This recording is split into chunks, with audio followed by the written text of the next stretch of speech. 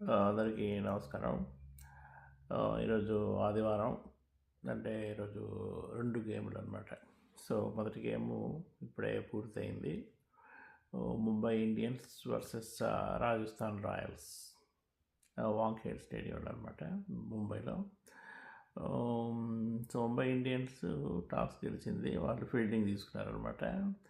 So Rajasthan Royals batting మొదలుపెట్టింది.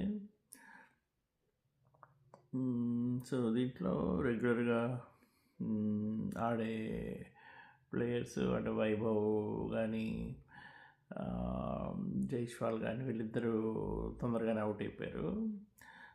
ధ్రువ్ జురేల్ ఒక్కడే 38 చేశాడు. ఇంకొక జోఫ్రా ఆర్చర్ ఇతను 32 చేశాడు అనమాట. సో వీళ్ళు 20 ఓవర్స్కి 205 రన్స్ చేశారు. 8 వికెట్స్ లూజ్ అయ్యి.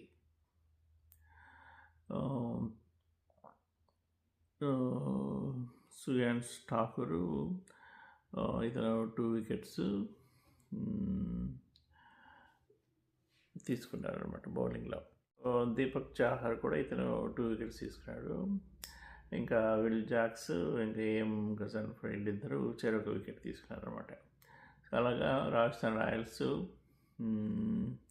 205 రన్స్ చేసి ముంబైకి ఛాన్స్ ఇచ్చింది చేస్ చేయడానికి.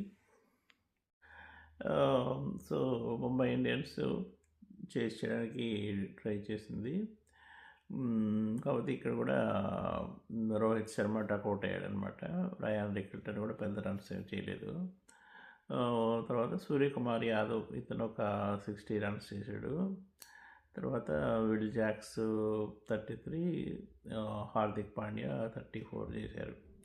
సో వీళ్ళు కూడా ట్రై చేశారు కానీ 175 రన్స్ మాత్రమే చేయగలిగారు 20 ఓవర్స్లో ఆఫ్టర్ లూజింగ్ 9 వికెట్స్. సో బౌలింగ్లో చూసుకుంటే జోఫ్రా ఆర్చర్ ఇతను 3 వికెట్లు, నాండ్రే బర్గరు, బ్రిజేష్ శర్మ వీళ్ళు 2 వికెట్లు తీసుకున్నారు.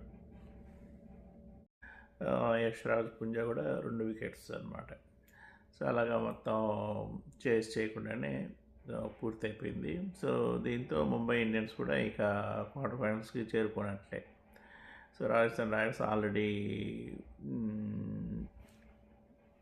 పొజిషన్లో ఉంది కాబట్టి సో అది కన్ఫామ్. సో దీన్ని బట్టి పంజాబ్ కింగ్స్ కూడా 4th పొజిషన్లో ఉంది. సో నెక్స్ట్ ఇంకొక మ్యాచ్ ఉంది ఈరోజు సండే. సో ఆ మ్యాచ్ కూడా చూద్దాం ఎలా ఉంటుందో.